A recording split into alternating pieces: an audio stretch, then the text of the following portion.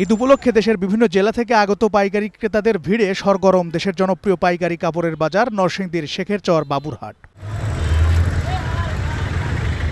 স্বাভাবিক সময়ে প্রতি হাটে গড়ে 1.5 থেকে 200 কোটি টাকা বিক্রি হলেও বর্তমান বাজারে তা দাঁড়িয়েছে কয়েক গুণ। তবে কাপড় তৈরির প্রয়োজনীয় উপকরণের দামে বেসামাল গতি নিয়ন্ত্রণের দাবি ব্যবসায়ীদের। তবে এখন পর্যন্ত কোনো জয়ের মুখ বেচাকিনি যে একটা তোলপাড় এরকম কিছু দেখতেছি না, বাকিটা আল্লাহ ভালো জানে ভাই। পাইকারি বেচা কিনা খুব ভালো বেচা কিনা, দূর দূরান্ত থেকে লোক আসে, খুব অনেক ভালো আছে, কোনো আপনার বেজাল নাই। সিজন আসলে একটু ভালো হয় আর কি, আমাদের সিজন এই আর কি, সারা বছর কম বেশি হইলেও কিন্তু সিজনে সব বছরই মোটামুটি ভালোই যায়। এইবার আলহামদুলিল্লাহ একটু বেশি ভালো হইতেছে।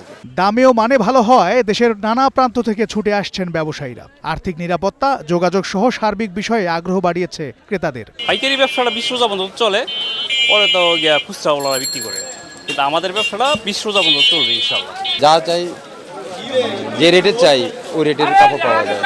এই জন্য এই বাজারে মানুষের চাহিদা সবাই উঠতে থাকে, এই জন্য আমরা আসি।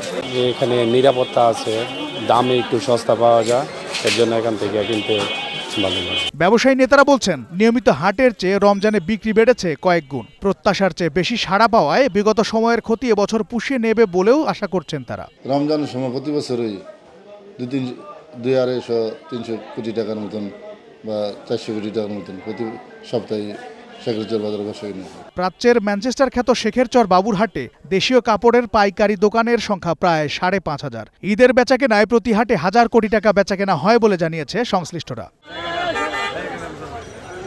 জাফর আহমেদ শিমুল, গ্রিন নিউজ ডেস্ক।